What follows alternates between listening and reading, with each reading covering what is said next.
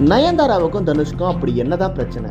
10 ஆண்டுகளுக்கு அப்புறமா அவங்களோட பிரச்சனை வெளியே வந்திருக்கு.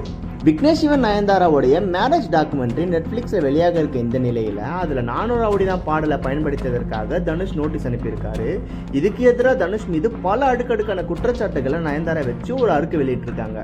அதில் உங்களை போல அப்பா அண்ணன் குடும்ப பின்னணியிலிருந்து நான் சினிமாவுக்கு வரல, என் மேலேயும் என்னுடைய ஹஸ்பண்ட் மேலேயும் இருக்க பழிவாங்க நோக்கில் தான் தனுஷ் இப்படி செயல்பட்டு இருக்காரு. சமீபத்தில் வெளியான Nayanthara beyond the fairy tale ட்ரெய்லரில் 3 வினாடிக்கு பயன்பட்டிருக்கும் வீடியோவுக்கு நோட்டீஸ் அனுப்பியிருக்கிறது எனக்கு ரொம்பவே ஷாக்கிங்காக இருக்குது.